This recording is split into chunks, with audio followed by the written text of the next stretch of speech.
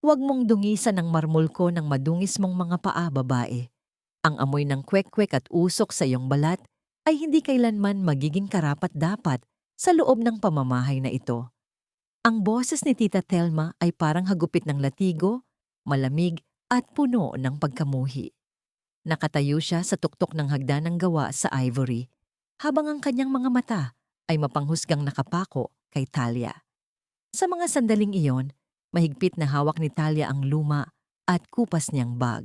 Sa loob niyon ay ang huling 300 piso na natira sa kanyang bulsa, ang tanging pag-asa sana para sa pambili ng gamot ng kanyang anak na si Maya na kasalukuyang nilalagnat sa probinsya. Basang-basa ang laylayan ng kanyang suot na bestido dahil sa malakas na buhos ng ulan sa labas, kung saan naiwan ng kanyang tanging kabuhayan, ang kanyang kwek-kwek cart na winasak ng mga bastos na maniningil ng utang kaninang umaga. Nararamdaman ni Talia ang pamamaga ng kanyang lalamunan. Gusto niyang sumigaw, gusto niyang ipagtanggol ang kanyang dangal, pero ang imahe ng namumutlang mukha ni Maya ang nagpatikom sa kanyang bibig.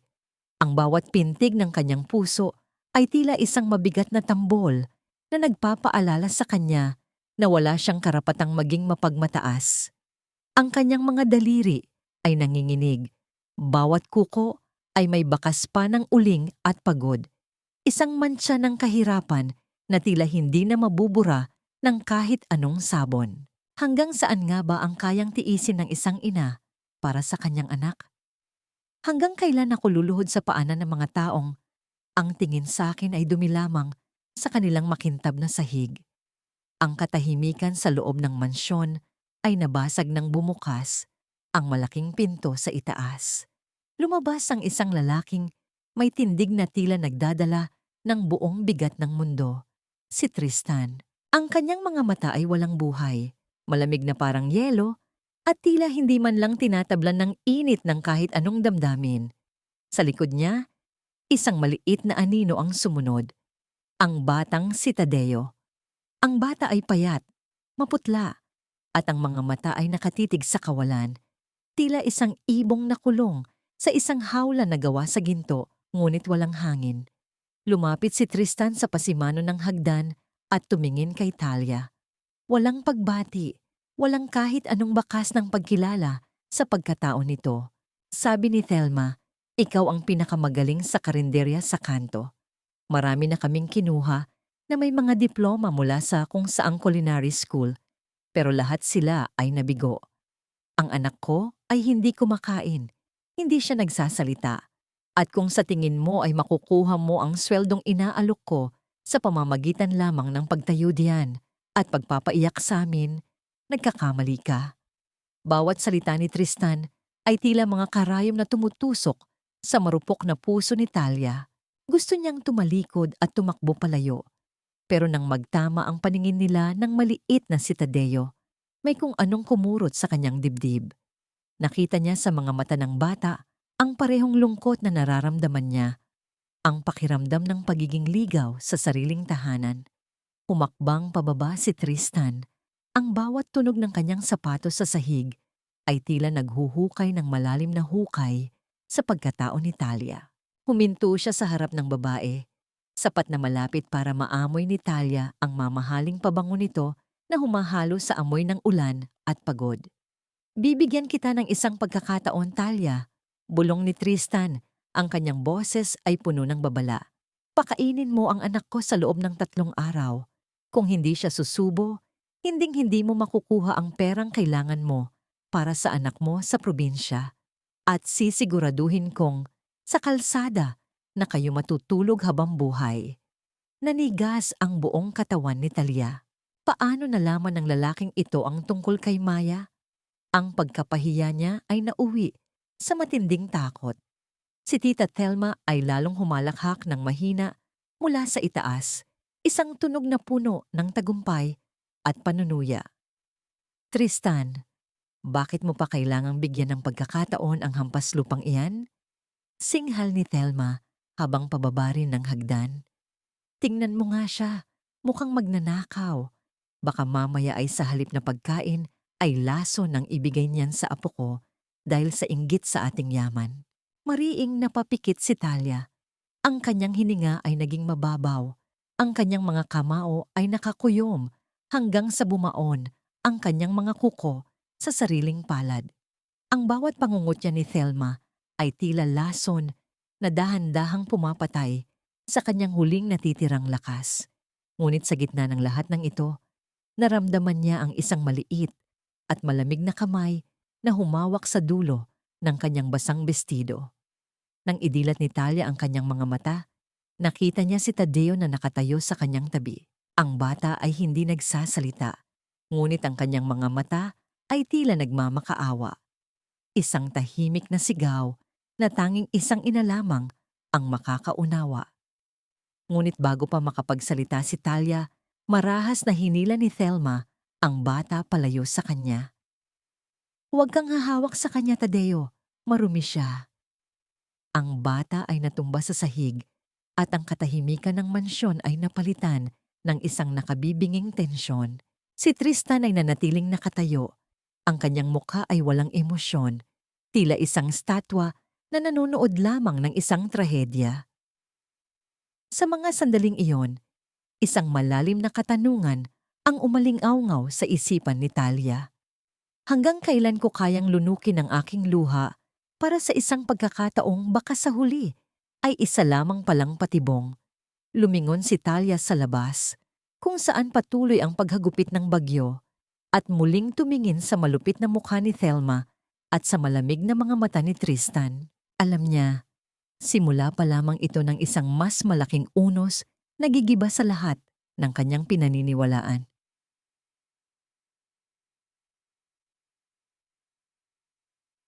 Amoy squatter ang buong mansyon ko.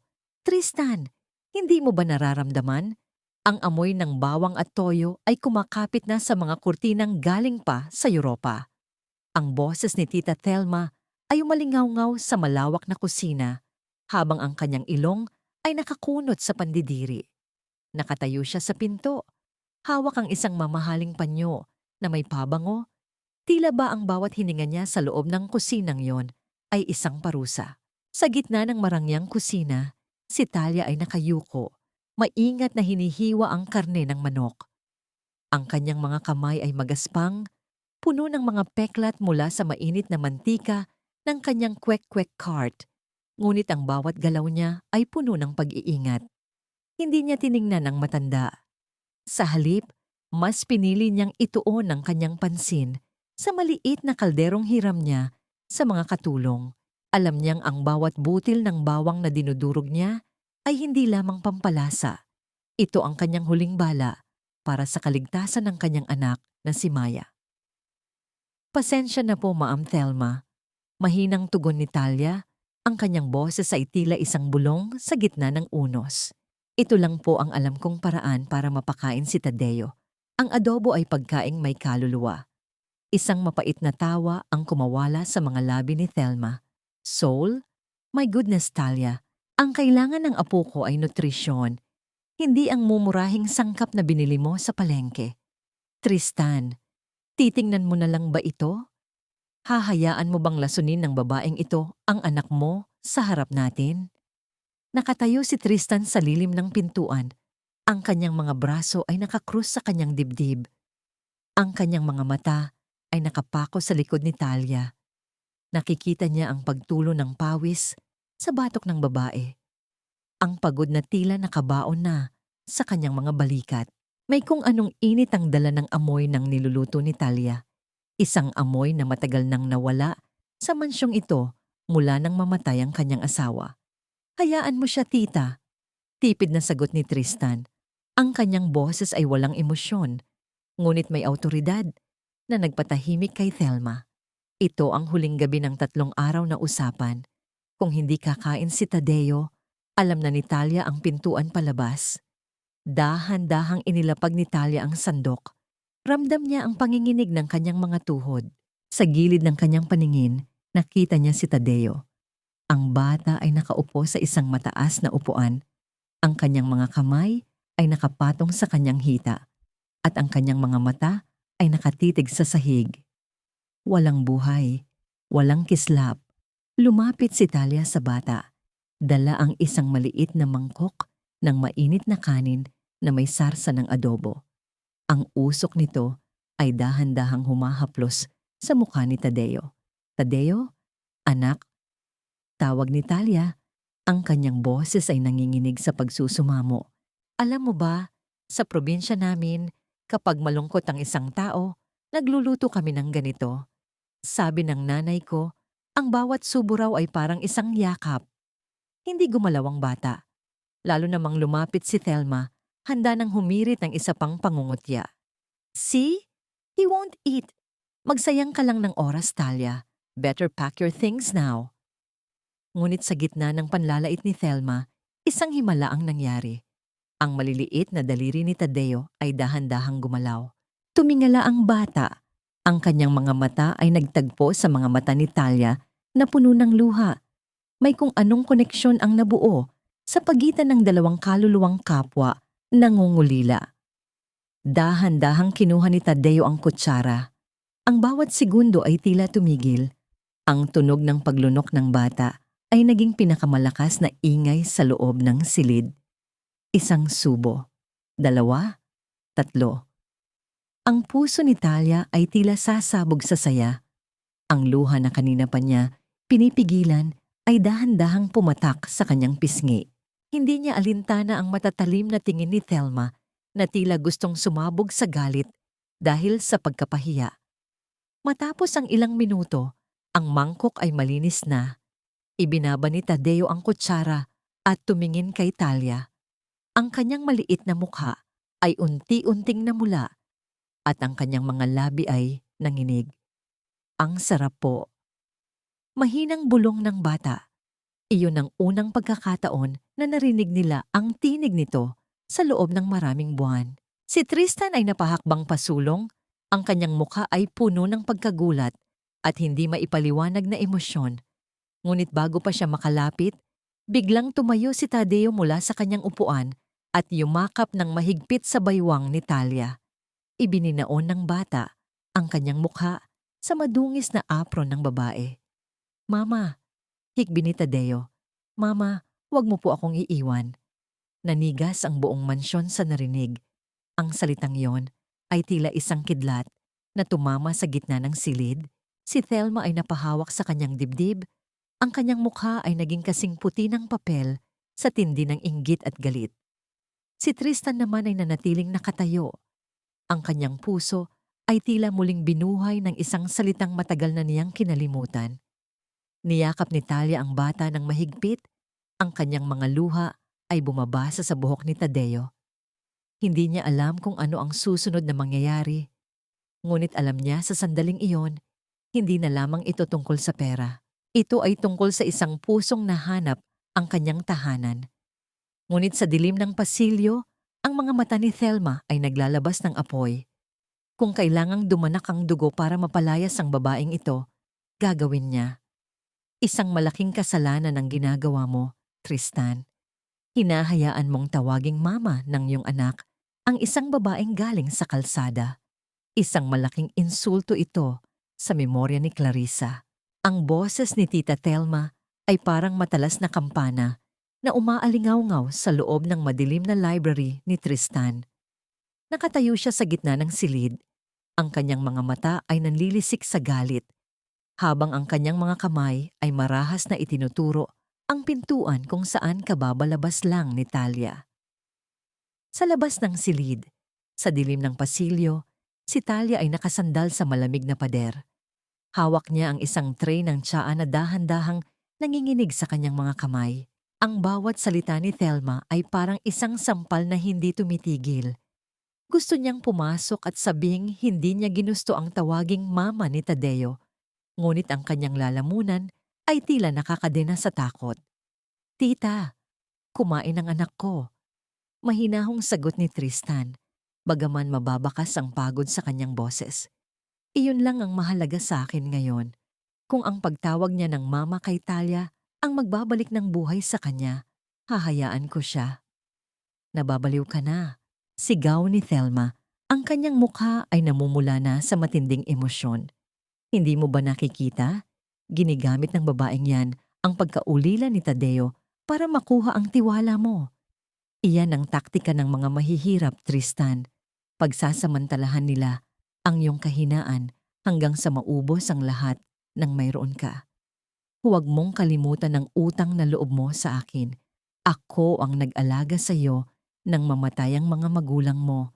Ako ang nagligtas sa pamilyang ito mula sa kahihiyan nang magpakamatay ang asawa mo. Narinig ni Talia ang tunog ng isang basong nabitawan at tumama sa sahig. Isang tuyot at malutong na tunog na tila bumasag din sa katahimikan ng gabi. Ang salitang magpakamatay ay tila isang sumpa na bumalot sa buong mansyon. Sa loob ng ilang sandali, tanging ang mabigat na paghinga ni Tristan ang maririnig. Umalis ka na, tita, bulong ni Tristan. Pagod na ako. Dahan-dahang humakbang palayo si Talia bago pa siya makita ni Thelma. Ang kanyang puso ay punong-puno ng katanungan.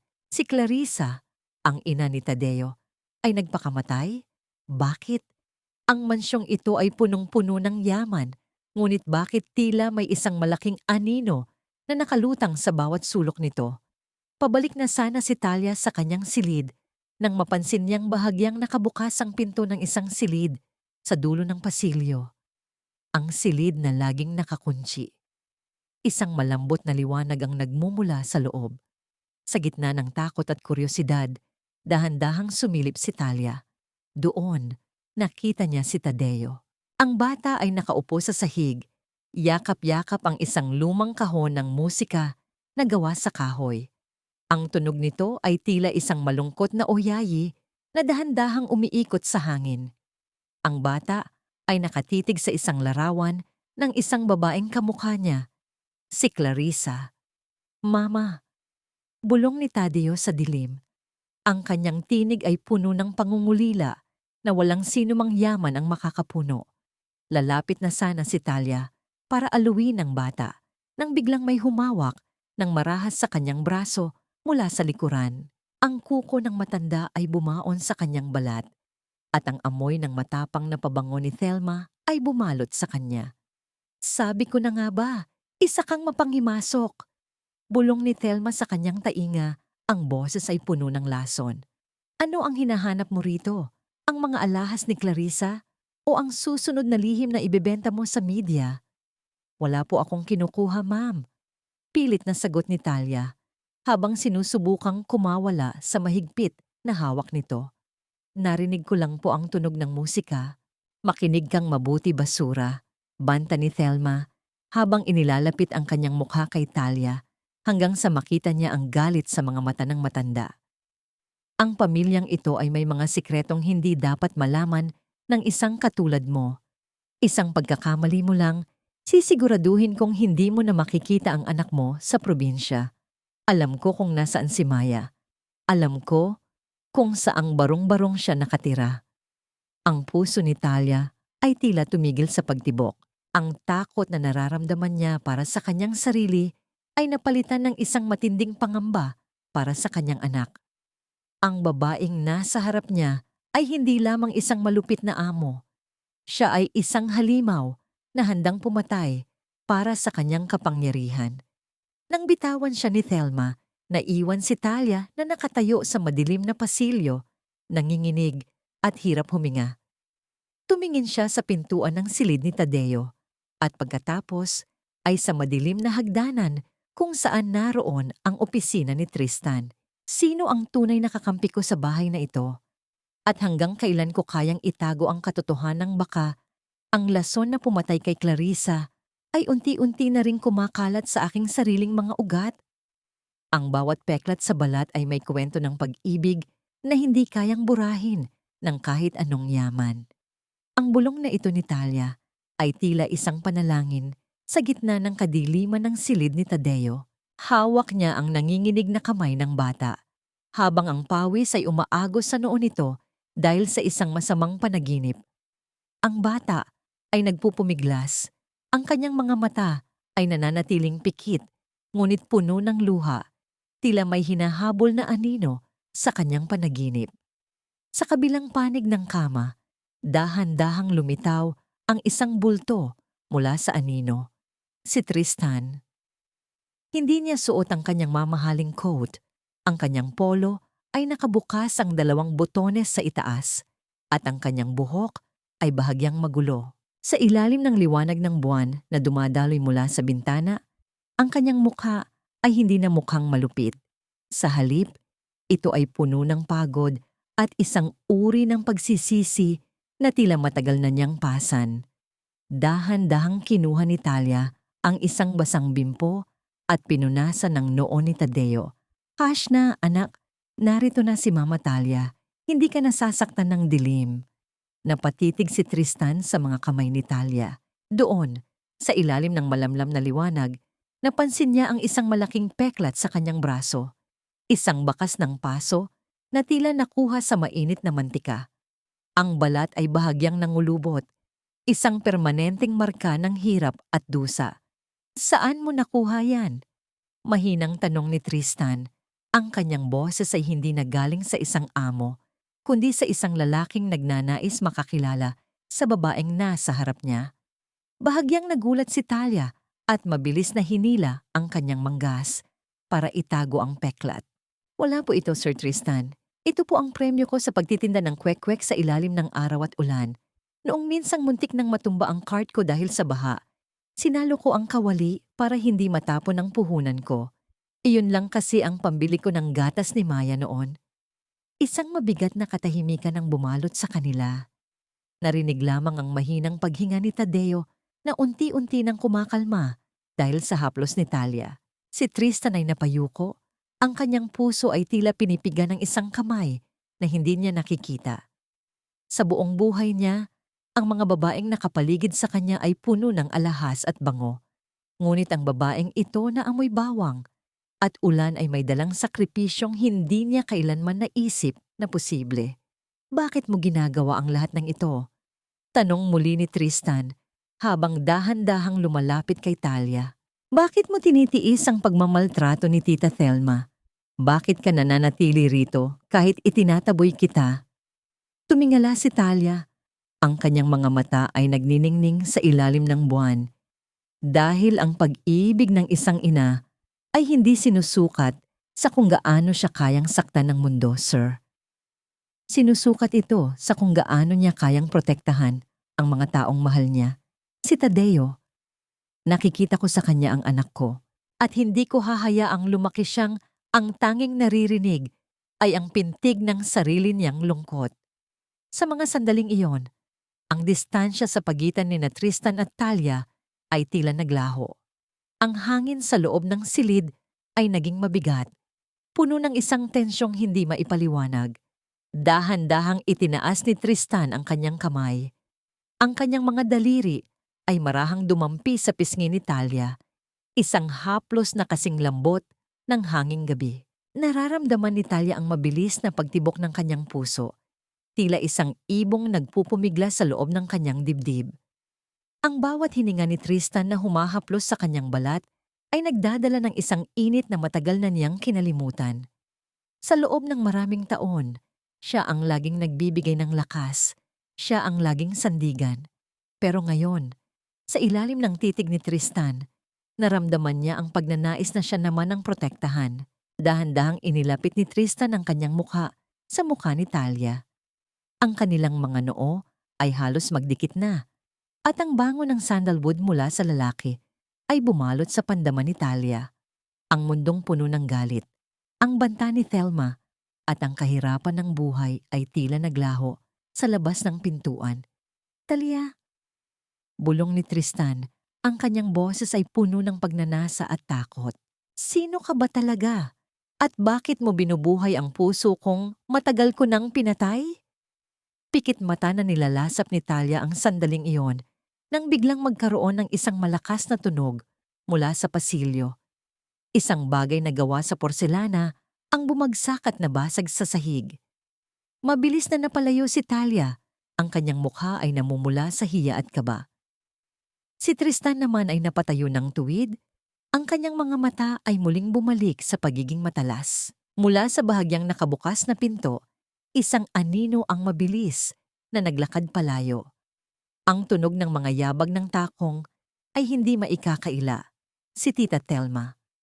Ngunit bago pa makahabol si Tristan, isang mahinang kaluskos ang narinig mula sa ilalim ng kama ni Tadeo. Isang maliit na sobrang kulay asul ang dahan-dahang lumabas mula sa pagkakasingit sa ilalim ng kutsyon, tila tinulak ng kung anong puwersa. Kinuha ito ni Talia at nang buksan niya, ang kanyang puso ay tila tumigil sa pagtibok. Sa loob ng sobre ay may isang sulat kamay na kilala ng buong pamilya Sandoval at isang litrato ni Clarissa na may mga pasa sa kanyang braso. Ang nakasulat sa likod ng litrato ay sapat na para magpabago sa lahat. Tristan, hindi ako baliw. Siya ang lason sa bahay na ito. Ang bawat lihim ay parang anay na dahan-dahang nginangat-ngat ang pundasyon ng isang tahanan hanggang sa ito ay gumuho sa isang iglap. Nanlamig ang mga daliri ni Talia habang hawak ang asul na sobre. Ang bawat salita sa likod ng litrato ni Clarissa ay tila isang babala mula sa kabilang buhay. Si Clarissa, ang babaeng tiningala ng lahat bilang isang mabuhay na asawa na nagpakamatay, ay may mga pasa sa braso na hindi kayang ipaliwanag ng kahit anong aksidente. Mabilis niyang isiniksik ang sobre sa loob ng kanyang madungis na apron nang marinig niya ang mabibigat na yabag ni Tristan na pabalik sa silid. Ang kanyang puso ay tumitibok ng mabilis, tila isang tambol na nagbababala ng panganib. Ano yan, Talia? May nakita ka ba sa ilalim ng kama? Tanong ni Tristan. Ang kanyang boses ay puno ng hinala. Napalunok si Talia, pilit na pinapakalma ang kanyang sarili. Wala po, Sir Tristan. May nakita lang po akong alikabok kaya sinilip ko. Pasensya na po. Hindi pa nakakasagot si Tristan nang biglang bumukas ng malakas ang pinto. Pumasok si Tita Thelma. Ang kanyang mukha ay parang isang maskara ng matinding pag-aalala, ngunit ang kanyang mga mata ay nananatiling matalas at mapanuri. Tristan, my goodness, ano itong narinig kong nabasag sa pasilyo? At bakit naririto pa rin ang babaeng ito sa silid ng apo ko sa ganitong oras? Singhal ni Thelma habang ang kanyang mga kamay ay nakahawak sa kanyang dibdib na tila bahihimatayin siya sa takot. Tita, wala lang yon. Nabitawan lang ni Talia ang tray ng tsaa. Sagot ni Tristan, bagaman hindi siya tumitingin sa kanyang tiyahin. Ang kanyang atensyon ay nananatiling nakatuon sa malamig na sahig. Nabitawan o sadyang naghahanap ng mananakaw. Dahan-dahang lumapit si Thelma kay Talia. Ang amoy ng kanyang matapang na pabango ay tila sumasakal sa hangin. Alam mo, Tristan, napansin ko na nitong mga nakaraang araw, nawawala ang ilang maliliit na gamit ni Clarissa sa kwartong ito. Baka naman ang Mama Talia na ipinagmamalaki mo ay isa palang dalubhasang magnanakaw. Wala po akong kinukuha, Ma'am Thelma. Depensa ni Talia, ang kanyang boses ay nanginginig sa halong takot at galit. Nandito lang po ako para kay Tadeo. Liar! Sigaw ni Thelma, sabay hablot sa braso ni Talia. Ipakita mo sa akin ang laman ng bulsa mo. Tristan, huwag kang magbulag-bulagan. Ang mga katulad niya ay gagawin ng lahat para makakuha ng kahit anong barya mula sa atin. Sa gitna ng kaguluhan, isang maliit na tinig ang bumasag sa tensyon. Si Tadeo, na kanina pa tahimik na nakamasid, ay dahan-dahang tumayo sa kanyang kama. Hawak niya ang kanyang paboritong kahon ng musika at lumapit kay Talia. Inabot niya ang kamay ni Talia at hinawakan ito ng mahigpit habang ang kanyang mga mata ay nakatitig ng diretso kay Thelma. Wala siyang sinabi, ngunit ang kanyang protektibong kilos ay sapat na para mapatigil ang lahat. Ang bata, na dati ay takot sa sariling anino, ay handa nang tumayo para sa babaeng nagbigay sa kanya ng init ng isang ina. Enough, tita. Mariing sabi ni Tristan, palabasin mo na si Talia. Ako na ang bahala rito. Nang makalabas si Talia sa silid, dinala siya ng kanyang mga paa sa maliit na imbakan sa dulo ng kusina. Ang tanging lugar kung saan siya pwedeng mag-isa. Doon, muli niyang inilabas ang asul na sobre. Sa ilalim ng malabong ilaw ng bumbilya, may napansin siyang isang maliit na detalye sa gilid ng litrato. Isang pangalan na halos hindi na mabasa, Ising. Sino si Ising? At bakit ang pangalang ito ay tila isang susi na matagal nang nawawala? Isang alaala ang biglang pumasok sa isipan ni Talia. Noong unang araw niya rito, narinig niya ang mga katulong na nagbubulungan tungkol sa isang dating mayordoma na bigla na lang pinaalis ni Thelma matapos mamatay si Clarissa. Sinasabi nilang si Ising daw ang tanging saksi sa mga huling sandali ng asawa ni Tristan. Kailangang mahanap ko si Lola Ising. Bulong ni Talia sa kanyang sarili. Ang kanyang mga kamay ay nanginginig habang itinatago muli ang sobre. Siya lang ang makakapagsabi kung ang mga pasa ni Clarissa ay gawa ng isang aksidente o ng isang malupit na kamay.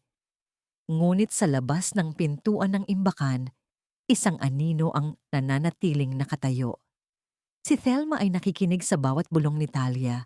Isang mapait na ngisi ang gumuhit sa kanyang mga labi. Masyado kang maraming alam, Talia. Bulong ni Thelma sa dilim. At ang mga taong masyadong maraming nalalaman sa mansyong ito ay karaniwang hindi na umaabot sa bukang liwayway. Biglang tumunog ang telepono ni Talia. Isang mensahe mula sa probinsya. Talia, may mga lalaking paikot-ikot sa tapat ng bahay niyo. Hinahanap daw si Maya. Mag-ingat kayo. Ang cellphone ni Talia ay dahan-dahang nadulas mula sa kanyang kamay at bumagsak sa sahig. Ang katahimikan ng gabi ay muling binalot ng isang nakabibinging takot. Suotin mo ito, Talia. Huwag mong isiping dahil lang kumain si Tadeo ay magiging prinsesa ka na sa bahay na ito. Ang dumi ay mananatiling dumi, kahit balutin mo pa ng seda. Ang boses ni Tita Thelma ay puno ng pait habang ibinabato niya sa mukha ni Talia ang isang itim na uniforme ng katulong. Ang tela ay magaspang at amoy luma. Isang malupit na paalala kung nasaan ang tunay na lugar ni Talia sa ilalim ng bubong ng mga Sandoval. Sa labas ng silid, ang buong mansyon ay nagliliwanag. Ang tunog ng mga violin ay dahan-dahang humahaloy sa hangin, kasabay ng malulutong na tawa ng mga bisitang nakasuot ng mamahaling gown at tuksedo. Ito ang gabi ng anibersaryo ng kumpanya ni Tristan, isang gabi ng karangyaan na tila isang pangarap para sa marami, ngunit isang impyerno para kay Talia. Habang isinusuot ni Talia ang uniforme, naramdaman niya ang bawat hibla ng tela na tila humahapdis sa kanyang balat. Ang kanyang isipan ay lumilipad sa probinsya, kay Maya na ayon sa huling balita ay patuloy na binabantayan ng mga hindi kilalang lalaki. Ang bawat hakbang niya patungo sa engranding ballroom ay tila isang paglakad sa ibabaw ng mga bubog. Ngumiti ka, Talia. Bulong ni Thelma nang makita siya sa pasilyo. Huwag mong ipakita sa mga bisita ang mukha mong parang laging namatayan. Maglingkod ka ng maayos. At tandaan mo, bawat pagkakamali mo ay may katapat na bawas sa gamot ni Maya. Ang bawat baso ng mamahaling champagne na inihahain ni Talia ay tila mas mabigat pa sa sako ng bigas. Ang mga bisita ay tumitingin sa kanya ng walang pagkilala. Tila ba siya ay bahagi lamang ng mga kasangkapan sa bahay. Sa gitna ng ballroom, nakita niya si Tristan. Napakakisig nito sa kanyang itim na suit, ngunit ang kanyang mga mata ay laging gumagala. Tila may hinahanap sa gitna ng karamihan. Nang magtama ang kanilang paningin, sandaling huminto si Tristan sa kanyang pakikipag-usap. Ang pagkagulat at galit ay gumuhit sa kanyang mukha nang makita si Talia na nakasuot ng uniforme ng katulong at nagdadala ng tray. Gusto niyang lumapit, ngunit mabilis siyang hinarangan ni Tiara, ang anak ni Thelma na nakasuot ng pulang gown na kasingtingkad ng dugo. Tristan, darling! Look at that waitress, tawa ni Tiara, sapat na malakas para marinig ng mga tao sa paligid. She looks so familiar. Isn't she the one who sells those orange balls on the street? How creative of Mom to hire her to give this party a mass appeal feel. Isang mahinang tawanan ang sumunod mula sa mga socialite na nakapaligid sa kanila. Ang mukha ni Talia ay nag-init sa tindi ng hiya. Ang kanyang mga kamay ay nanginginig at ang mga baso sa kanyang tray ay dahan-dahang nag-uumpugan, lumilikha ng isang marupok na tunog ng kristal. I'm sorry, Miss Tiara. Mahinang sabi ni Talia habang nakayuko. Dadaan lang po ako. Ngunit hindi hinayaan ni Tiara na makalagpas si Talia. Sinadya niyang iunat ang kanyang paa. Dahilan para matisod si Talia. Ang tray ay tumagilid at ang pulang alak ay tumapon. Hindi sa sahig, kundi sa mismong puting bestido ng isa sa mga pinakaimportanteng investor ni Tristan. Ang tunog ng basag na kristal na tumama sa marmol na sahig ay tila isang pagsabog sa gitna ng natahimik na ballroom. Ang investor ay sumigaw sa gulat at ang lahat ng mata ay nakapako na kay Talia na ngayon ay nakaluhod sa sahig. Sinusubukang pulutin ng mga bubog sa pamamagitan ng kanyang nanginginig na mga kamay. "You stupid, clumsy girl!" Sigaw ni Tiara, sabay hablot sa isang baso ng alak mula sa katabing lamesa. "You ruined everything. Maybe this will help you wake up." Itinaas ni Tiara ang baso para ibuhos ang alak sa ulo ni Talia sa harap ng lahat. Mariing napapikit si Talia. Hinihintay ang malagkit at malamig na likido na hihigop sa huling piraso ng kanyang dangal. Nararamdaman niya ang pait sa kanyang lalamunan. Ang bawat hikbi na pilit niyang pinipigilan. Ngunit ang buhos ng alak ay hindi dumating. Sa halip, narinig ni Talia ang isang malakas na singhap mula sa mga bisita. Nang idilat niya ang kanyang mga mata, nakita niya ang isang matipunong kamay na mahigpit na nakahawak sa braso ni Tiara. Si Tristan. Ang kanyang mukha ay kasing tigas ng bato at ang kanyang mga mata ay naglalabas ng apoy na hindi pa kailanman nakikita ng sinuman. Ang alak mula sa baso ni Tiara ay dahan-dahang tumulo sa mamahaling suit ni Tristan dahil siya ang humarang sa pagitan ni Talia at ng kahihiyan. "Enough, Tiara," gunit ni Tristan. Ang boses ay mababa, ngunit puno ng panganib. "The party is over for you. Get out." "Tristan, what are you doing? She's just a servant." Sigaw ni Tiara. Ang kanyang mukha ay namumula sa galit at hiya. Hindi siya sinagot ni Tristan. Sa halip, binitawan niya ang braso ni Tiara at dahan-dahang lumuhod sa harap ni Talia. Ang kanyang mga tuhod ay dumapo sa marmol na basang-basa ng alak at puno ng bubog. Sa harap ng daan-daang makapangyarihang tao, hinawakan ni Tristan ang sugatang kamay ni Talia. Ang kamay na may mga bakas ng paso at hirap. "Tumayo ka, Talia," bulong ni Tristan. Ang kanyang boses ay puno ng isang uri ng paggalang na nagpatahimik sa buong ballroom. "Hindi ka naririto para saktan. Naririto ka dahil ikaw ang nagligtas sa anak ko." Binuhat ni Tristan si Talia mula sa sahig. Ang kanyang mga braso ay tila isang kuta na nagpoprotekta sa babae mula sa lahat ng mapanghusgang tingin. Mula sa malayo, nakita ni Talia si Tita Thelma na nakatayo sa anino. Ang kanyang mukha ay puno ng matinding puot. Ang kanyang mga kamay ay nakakuyom ng mahigpit hanggang sa mamuti ang kanyang mga buko-buko. Ngunit bago pa man makalabas sina Tristan at Talia sa ballroom, isang maliit na papel ang nalaglag mula sa bulsa ni Tiara nang hilahin siya ni Tristan kanina. Isang papel na may nakasulat na address sa probinsya at isang pangalan. Maya.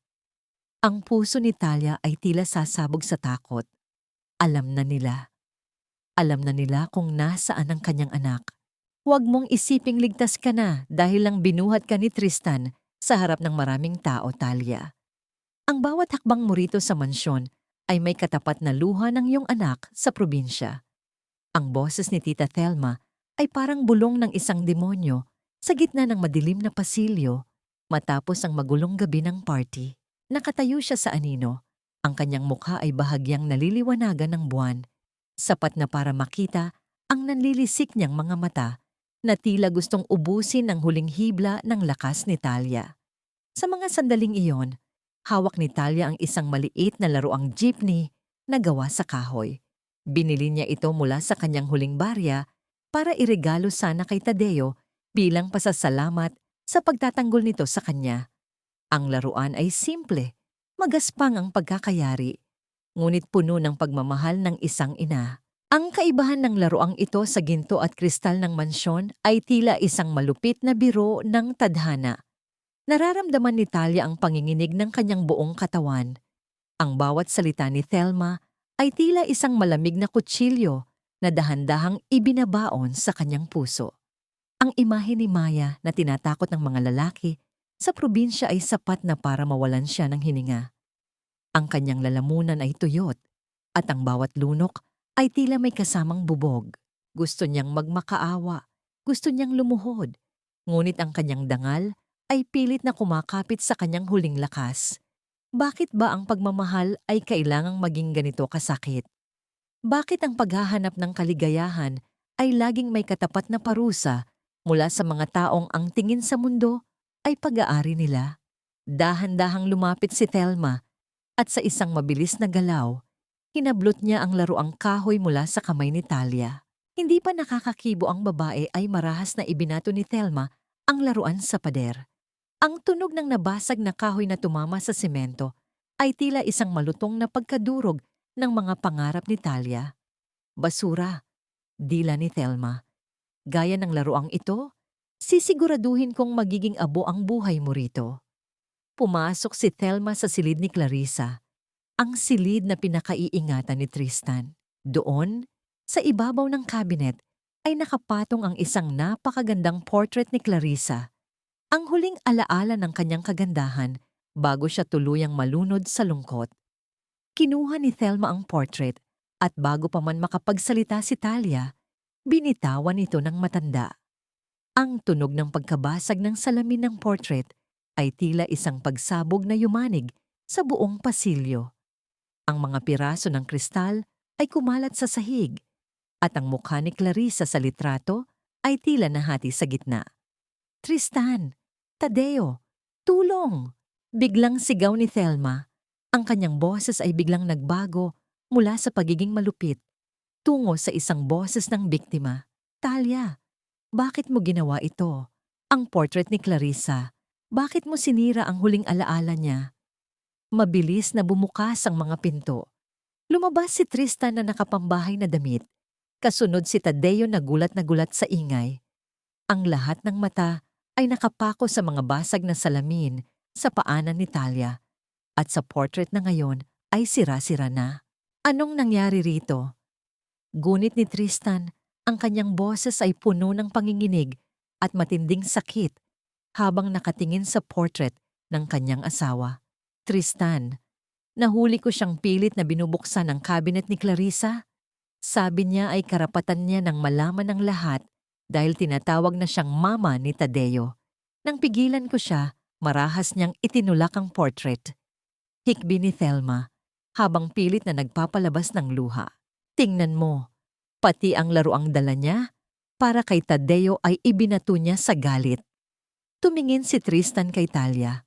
Ang mga mata niyang kanina lang ay puno ng lambot sa ballroom, ay muling naging malamig at puno ng pagdududa.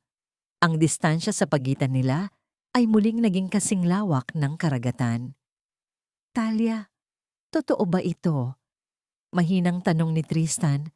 Ang boses ay parang isang bulong na puno ng pagkabigo. Hindi makapagsalita si Talia. Ang kanyang dila ay tila na paralisa. Paano niya ipapaliwanag ang isang katotohanang walang sinuman ang gustong maniwala? Tumingin siya kay Tadeo. Umaasang makikita ang tiwala sa mga mata ng bata. Ngunit si Tadeo ay nakatitig lamang sa basag na mukha ng kanyang tunay na ina sa litrato. Ang bata ay dahan-dahang humakbang pabalik. Ang kanyang mukha ay namumutla at ang takot ay muling bumalik sa kanyang mga mata. Tiningnan niya si Talia, hindi nang may pagmamahal, kundi nang may malalim na sugat at pagkalito. Ang bata ay tumalikod at tumakbo pabalik sa kanyang silid. Ang kanyang maliliit na hikbi ay tila mga huling patak ng ulan matapos ang isang unos. Naiwan si Talia na nakatayo sa gitna ng mga bubog.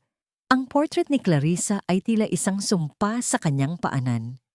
Sa mga sandaling iyon, naramdaman niya ang huling pinto ng pag-asa na dahan-dahang nagsasara. Hanggang kailan ko kayang panindigan ang isang kasalanang hindi ko ginawa? Kung ang tanging taong pinoprotektahan ko ay siya ring unang tumalikod sa akin.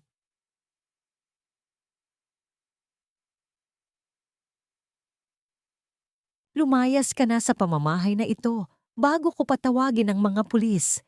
Magnanakaw ka na. Mamamatay tao ka pa. Ang sigaw ni Tita Thelma ay tila isang kulog na yumanig sa buong pasilyo ng ospital.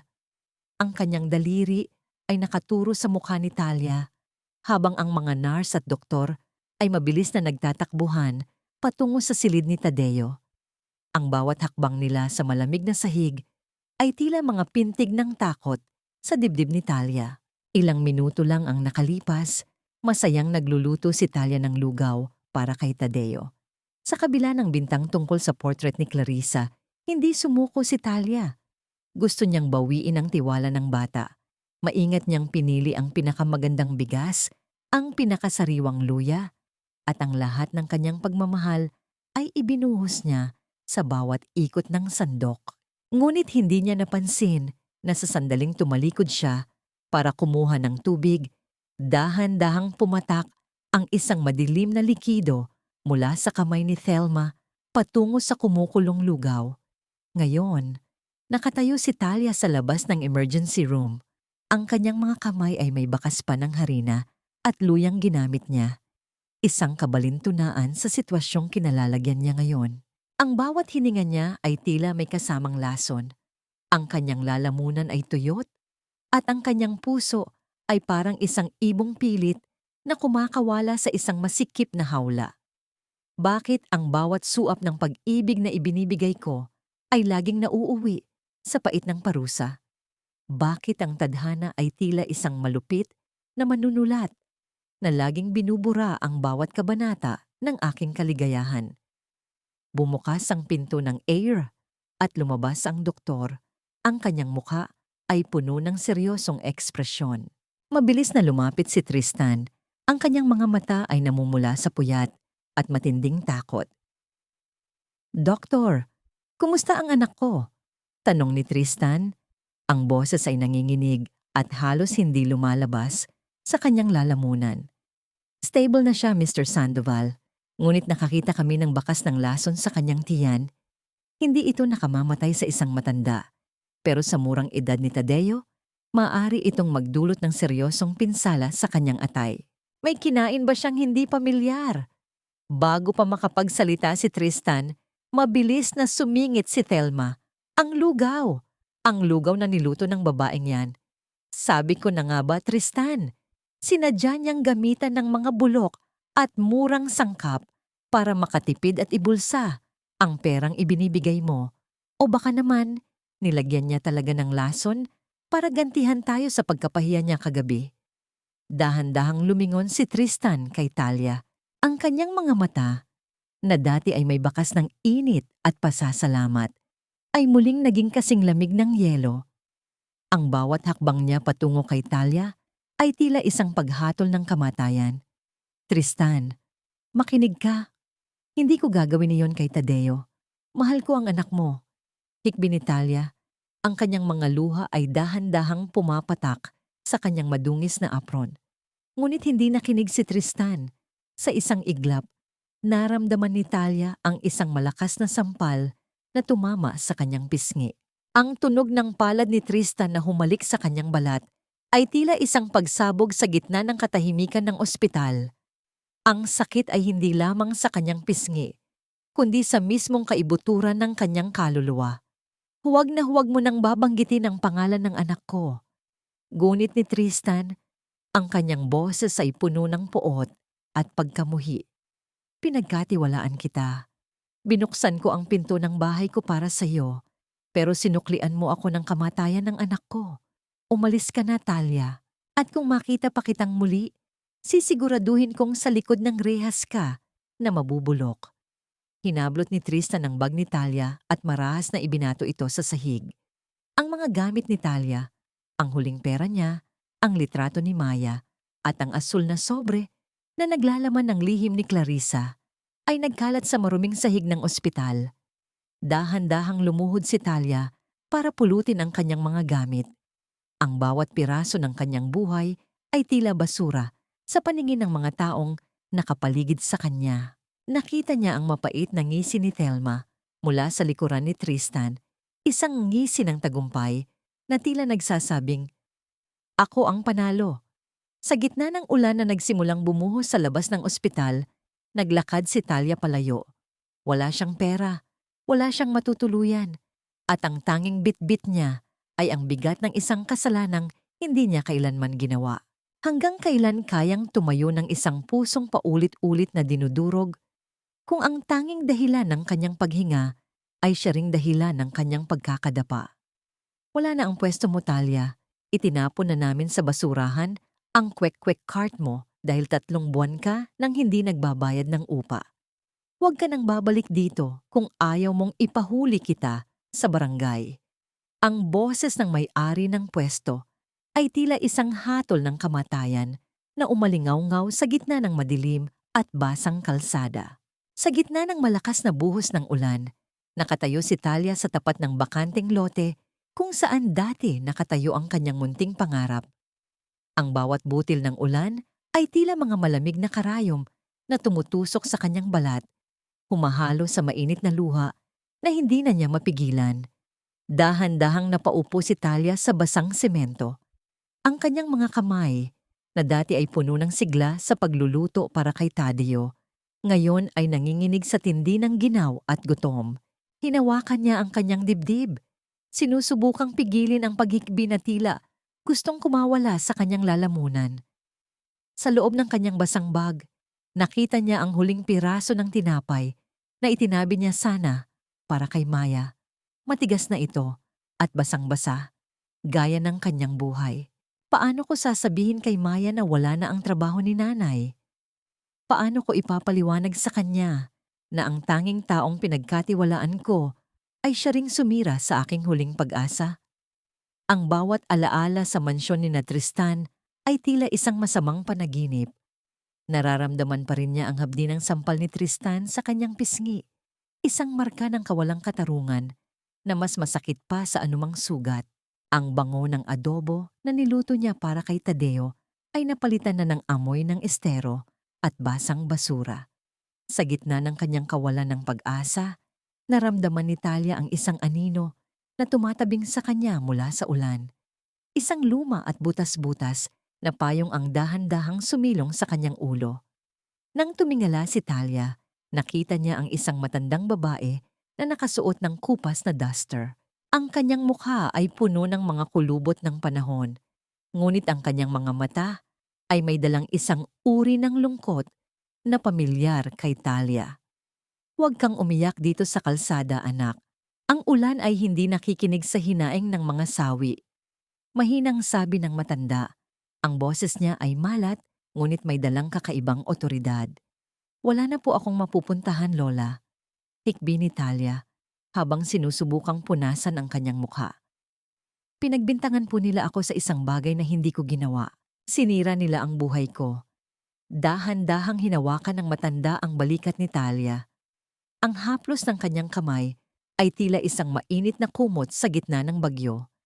"Alam ko ang pakiramdam na mapagbintangan ng mga taong ang tingin sa atin ay dumi lamang. Alam ko kung gaano kalupit ang mga Sandoval kapag ang katotohanan ang nakataya." Nanigas ang buong katawan ni Talia sa narinig. Sandoval. Paano nalaman ng matandang ito ang tungkol sa kanila? "Sino po kayo?" tanong ni Talia. Ang kanyang boses ay puno ng kaba at hinala. Tumingin ang matanda sa malayo. Tila binabalikan ang mga alaala ng nakaraan na matagal na niyang ibinaon. "Ako si Ising, Talia. Ako ang dating mayordoma sa mansyon ni Tristan. Ako ang huling taong humawak sa kamay ni Clarissa bago siya tuluyang mawala ng hininga." Ang bathin ko at Talia ay tila tumigil. Ang pangalang nakasulat sa asul na sobre na itinago niya, Ising. Ang susi sa lahat ng misteryo ay nasa harap na niya ngayon. "Lola Ising, kailangan ko po ng tulong niyo." Pagsusumamo ni Talia habang humahawak sa laylayan ng duster ng matanda. "Sinabi po ni Tita Telma na nagpakamatay si Clarissa, pero may nakita akong litrato, may mga pasa siya sa braso." Isang mapait na ngiti ang gumuhit sa mga labi ni Lola Ising. Dahan-dahan niyang inilabas ang isang maliit at kalawanging susi mula sa kanyang bulsa. "Hindi nagpakamatay si Clarissa, Talia. Pinatay siya ng takot at ng lason na dahan-dahang ibinigay sa kanya ng taong pinagkakatiwalaan ni Tristan. At ang lason na yon ay siya ring lason na muntik nang pumatay kay Tadeo kagabi. Bago pa makapagsalita si Talia, isang itim na sasakyan ang dahan-dahang dumaan sa harap nila. Ang bintana nito ay bumaba ng bahagya at nakita ni Talia ang matatalim na mata ni Thelma na nakatingin sa kanila mula sa loob. Ang ngiti ng matanda ay tila isang babala na ang kamatayan ay nakasunod pa rin sa kanila. Tumakbo ka na, Talia. Bulong ni Lola Ising habang itinutulak ang babae palayo. Hanapin mo ang record sa lumang ospital ni Clarissa bago nila ito masunog. Iyon na lang ang tanging paraan para maligtas mo ang sarili mo at ang anak mo. Ngunit sa pagtalikod ni Talia, narinig niya ang isang malakas na tunog ng preno at ang sigaw ng mga tao sa paligid.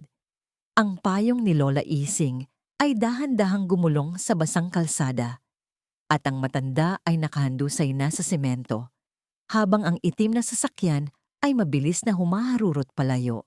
Bakit ang bawat taong sinusubukang tumulong sa akin ay nauuwi sa panganib? Hanggang saan ang kayang gawin ni Thelma para mapanatiling nakakubli ang kanyang mga kasalanan?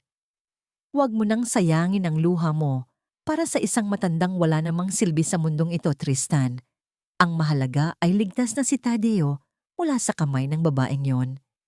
Isara na natin ang kabanatang ito bago pa tayo tuluyang malunod sa kahihiyan. Ang boses ni Tita Thelma ay parang yelong dumadaloy sa mainit na silid ng ospital. Nakatayo siya sa tabi ni Tristan. Ang kanyang kamay ay nakapatong sa balikat ng lalaki. Tila isang mapagkandiling ina, pero ang totoo ay isang tanikalang sumasakal sa katinoan nito. Sa kabilang panig ng salamin, sa loob ng intensive care unit, nakahiga si Tadeo. Ang bata ay napapalibutan ng mga makina na lumilikha ng ritmong tunog ng pag-asa. Isang mahina at tila nag-aagaw buhay na pintig. Sa paanan ng kama, nakita ni Tristan ang isang maliit at kupas na asul na sobre. Nahulog ito mula sa gamit ni Talia nang itaboy niya ang babae kahapon. At ngayon ay tila isang piping saksi na humihingi ng katarungan. Nararamdaman ni Tristan ang tindi ng pagsisisi na dahan-dahang kumakain sa kanyang puso. Ang bawat salita ni Thelma ay tila isang pader na pilit siyang ikinukulong sa dilim. Tumingin siya sa kanyang mga palad, ang palad na tumama sa pisngi ni Talia. Ang hapdi ng sampal na yon ay tila lumipat sa kanyang sariling kaluluwa. Bakit ba ang katotohanan ay laging nagtatago sa likod ng mga mabulaklak na salita? Bakit ang taong nagbigay ng buhay sa anak ko ay siya ring taong itinuring kong kaaway? Dahan-dahang binuksan ni Tristan ang asul na sobre. Sa loob niyon, nakita niya ang litrato ni Clarissa, ang kanyang asawa. Ang mga pasa sa braso nito ay tila mga sigaw na ngayon lang niya narinig. At sa likod ng litrato, ang sulat kamay ni Clarissa na nanginginig sa takot. Tristan, huwag kang magtiwala kay Thelma. Ang gamot na ibinibigay niya sa akin ay hindi para gumaling ako, kundi para unti-unti akong mawala. Ang mundo ni Tristan ay tila gumuho sa isang iglap. Ang hangin sa loob ng ospital ay naging sapat para mabulunan siya sa tindi ng galit at sakit. Lumingon siya kay Thelma, na ngayon ay abala sa pag-aayos ng kanyang mamahaling alahas. Walang malay na ang kanyang lason ay natuklasan na. Tita, mahinang tawag ni Tristan. Ang kanyang boses ay puno ng panganib na tila isang bulkan na malapit ng sumabog. Sino si Ising? Nanigas ang buong katawan ni Thelma. Ang kanyang mukha ay biglang nawalan ng kulay at ang kanyang mga mata ay gumala sa paligid, naghahanap ng matatakasan. Iising? Isang hamak na katulong lang yon, Tristan. Bakit mo siya itinatanong? Patay na siya sa isang aksidente kagabi, di ba? Paano mo na lamang aksidente ang nangyari sa kanya, tita? Hakbang ni Tristan palapit. Ang bawat tunog ng kanyang sapatos sa sahig ay tila isang hatol ng kamatayan. Wala pa akong sinasabing anuman tungkol sa nangyari sa kalsada. Sa gitna ng kanilang tensyon, Isang mahinang kaluskos ang narinig mula sa loob ng ICU. Ang mga makina ay biglang bumilis ang tunog at ang doktor ay mabilis na pumasok. Mr. Sandoval, gising na ang anak nyo. Mabilis na tumakbo si Tristan sa loob. Hindi pinansin ang gulat at takot na mukha ni Thelma. Doon, nakita niya si Tadeo na dahan-dahang idinidilat ang kanyang mga mata. Ang bata ay tumingin sa paligid, tila may hinahanap na hindi niya makita. Papa, mahinang bulong ni Tadeo, ang boses ay tuyot ngunit malinaw. Nandito si Papa, anak, ligtas ka na. Hikbi ni Tristan habang hinahawakan ng maliit na kamay ng bata. Ngunit ang bata ay umiling ng dahan-dahan. Ang kanyang mga mata ay napuno ng luha habang nakatingin sa pintuan kung saan nakatayo si Thelma. Sa unang pagkakataon sa loob ng maraming buwan, ang bata ay nagsalita ng diretsyo. Bawat salita ay tila isang kidlat na tumama sa puso ni Tristan. Papa, si Mama Talia, hindi siya ang naglagay ng lason. Nakita ko si Tita Lola. Nakita ko siyang may ibinuhos sa lugaw ko habang wala si Mama Talia. Ang katahimikan sa loob ng silid ay naging nakabibingi. Ang bawat nurse at doktor ay napatingin kay Thelma na ngayon ay nakasandal na sa pader, nanginginig sa tindi ng pagkakabuking. Ang kanyang maskara ng kabutihan ay tuluyan ng nadurog. Inilalabas ang tunay na halimaw sa likod ng kanyang mga mamahaling damit. Nagsisinungaling ang bata. Tristan, huwag kang maniwala sa kanya. Nilason ng babaeng yun ang utak ng anak mo. Sigaw ni Thelma. Ang boses ay pumipiyok sa tindi ng desperasyon. Ngunit huli na ang lahat. Inilabas ni Tristan ang kanyang cellphone at tinawagan ng mga pulis. Nasa ospital kami. Hulihin niyo ang babaeng pumatay sa asawa ko at muntik nang pumatay sa anak ko. Nang ilabas si Thelma ng mga pulis sa gitna ng maraming tao sa ospital, ang bawat sigaw niya ay tila isang paalala ng kanyang pagkatalo. Ngunit si Tristan ay hindi na nakikinig. Ang kanyang isipan ay lumilipad sa madilim na kalsada kung saan niya iniwan si Talia sa ilalim ng ulan. Talia! Bulong ni Tristan sa hangin. Patawarin mo ako. Mabilis na lumabas si Tristan sa ospital. Ang kanyang puso ay tumitibok ng mabilis sa tindi ng pangamba. Kailangan niyang mahanap si Talia bago ito tuluyang mawala sa kanya. Ngunit nang makarating siya sa tapat ng Tiangge, kung saan dati nakatayo ang kwek-kwek cart, tanging ang basang semento at ang sirang payong ni Lola Ising ang kanyang nakita. Saan mo hahanapin ang isang pusong itinaboy mo sa gitna ng bagyo? At mayroon pa kayang puwang para sa pagpapatawad sa isang mundong punong-puno na ng sugat? Wala na po kaming kailangan sa inyo, Sir Tristan. Ang kinuha niyo sa akin ay hindi na maibabalik ng kahit anong pera o magagarang salita. Ang boses ni Talia ay kasing lamig ng simoy ng hangin sa gitna ng bukirin ng San Isidro. Nakatayo siya sa tapat ng kanilang maliit na dampa. Yakap-yakap ang anak na si Maya. Ang suot niyang kupas na duster ay malayo sa itim na unipormeng pilit na ipinasuot sa kanya sa mansyon. Ngunit sa mga sandaling ito, mas mukha siyang reyna kaysa sa sino mang nakilala ni Tristan. Sa harap niya, nakatayo si Tristan Sandoval. Ang makapangyarihang tycoon na dati ay tinitingala ng lahat. Ngunit ngayon, ang kanyang mamahaling sapatos ay baon sa putik ng kalsada at ang kanyang polo ay basang-basa ng pawis at alikabok mula sa mahabang biyahe. Ang kanyang mga mata ay hindi na naglalabas ng yelo. Sa halip, ito ay puno ng pagsisisi na tila isang bukal na hindi maubos-ubos. Nararamdaman ni Tristan ang bawat tibok ng kanyang puso na tila isang mabigat na parusa. Ang bawat hakbang niya palapit kay Talia ay tila paglakad sa ibabaw ng nagbabagang uling. Nakikita niya ang takot sa mga mata ng batang si Maya, isang batang kamukha ni Talia na ngayon ay nagtatago sa likod ng kanyang ina dahil sa takot sa estrangherong nagdala ng gulo sa kanilang buhay. Paano ko hihingi ng isang bagay na alam kong hindi ko nararapat makuha? Paano ko hihilingin ang kapatawaran sa isang pusong paulit-ulit kong dinurog sa harap ng buong mundo? Dahan-dahang lumuhod si Tristan sa gitna ng maputik na daan.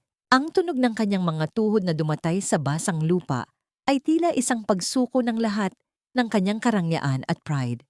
Yumuko siya, ang kanyang noo ay halos humalik na sa dumi ng semento sa paanan ni Talia. Talia, patawarin mo ako. Hikbi ni Tristan. Ang kanyang boses ay pilit na kumakawala sa lalamunang barado ng iyak. Naging bulag ako. Hinayaan kong lasunin ng iba ang isipan ko hanggang sa hindi ko na makita ang tanging taong nagbigay ng liwanag sa buhay ko at ni Tadeo. Hindi ako naririto bilang amo mo. Naririto ako bilang isang lalaking nawawala at ikaw lang ang tanging makakapagligtas. Nanigas ang buong katawan ni Talia. Hindi niya inaasahan na ang lalaking dati ay hindi man lang makatingin sa kanya nang diretso ay luluhod sa putikan para lamang sa kanya. Ang galit na matagal niyang inalagaan ay dahan-dahang tinutunaw ng init ng pagsisisi ni Tristan. Ngunit ang sakit ng sampal at ang hiyang dinanas niya sa mansyon ay hindi basta-basta maglalaho. Ang sugat sa pisngi, Sir Tristan, ay naghilom na. Mahinang sabi ni Talia habang dahan-dahang hinahaplos ang buhok ni Maya. Pero ang sugat sa dangal ko, hindi yung basta-basta nabubura ng pagluhod. Sinira niyo ang tiwala ko.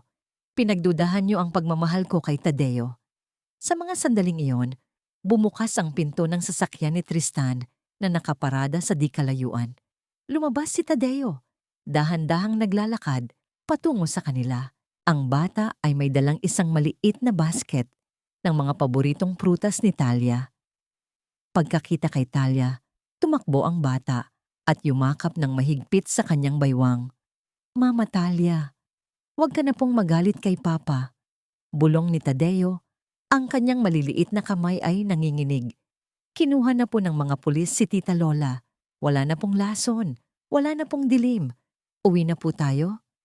Ang bawat salita ni Tadeo ay tila isang himala na nagpabukas sa saradong pinto ng puso ni Talia. Tumingin siya kay Tristan na hanggang ngayon ay nakaluhod pa rin at hindi tumitingala sa hiyang nararamdaman. Nakita ni Talia ang isang luhang pumatak mula sa mga mata ni Tristan at humalo sa putik sa lupa. Dahan-dahang inabot ni Talia ang kamay ni Tristan at hinawakan ito. Ang magaspang niyang palad ay nagtagpo sa malambot na kamay ng lalaki. Sa haplos na iyon, tila may isang kuryenteng dumaan na nagdala ng lahat ng mga alaala ng kanilang mga sandali sa ilalim ng buwan sa mansyon. Tumayo ka na, Tristan, mahinang sabi ni Talia. Ang putik sa iyong damit ay malilinis pa, gaya ng ating mga puso.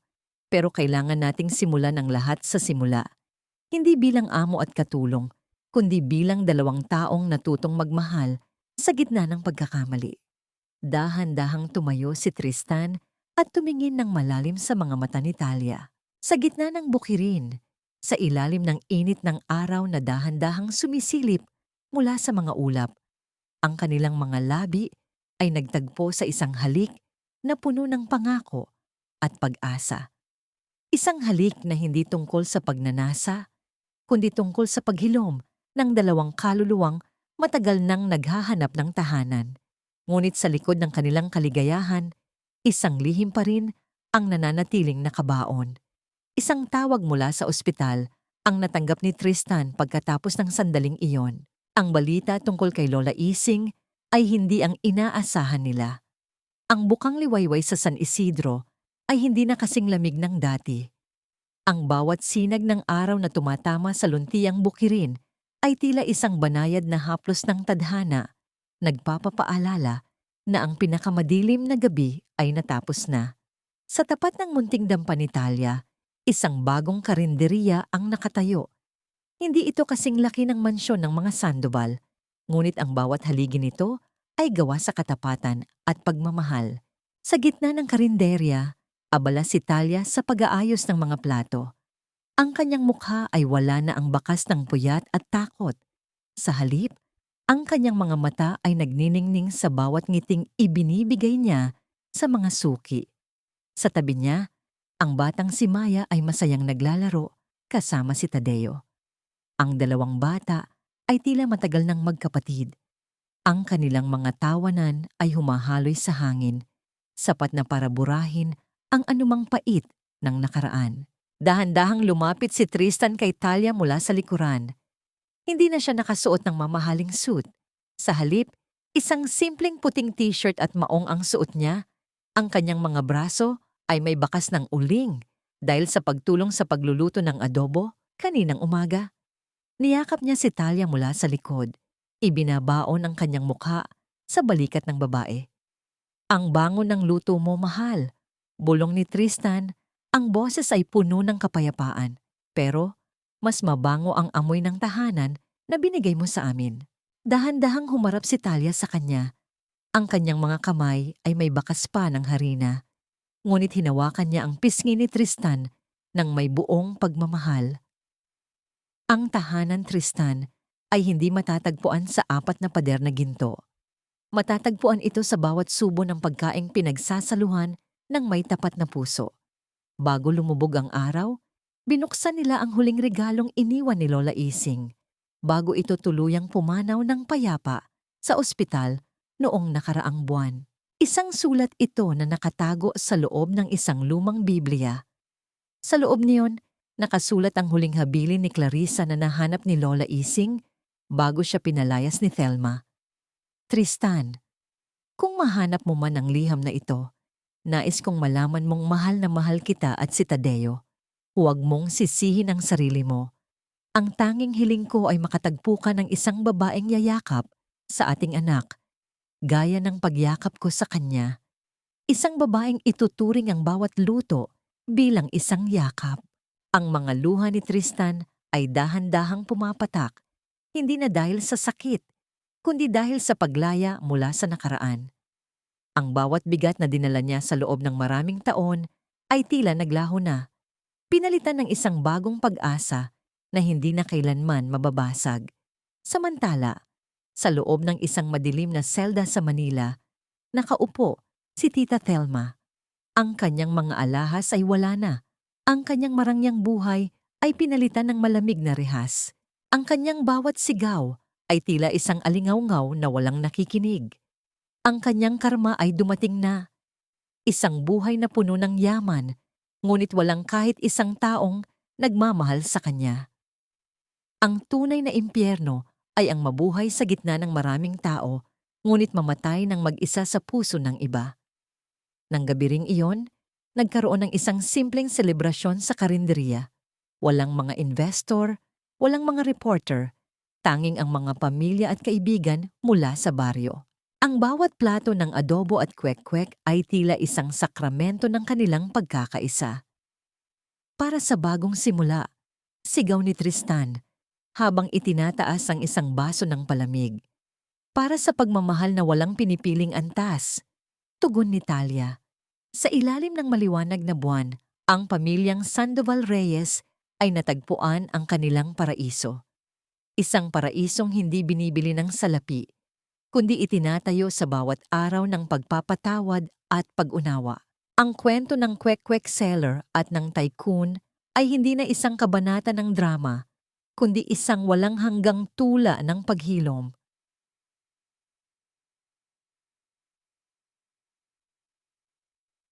Dahil sa huli, ang pag-ibig ang tanging wikang hindi kailanman mabubura ng anumang dusa at unos.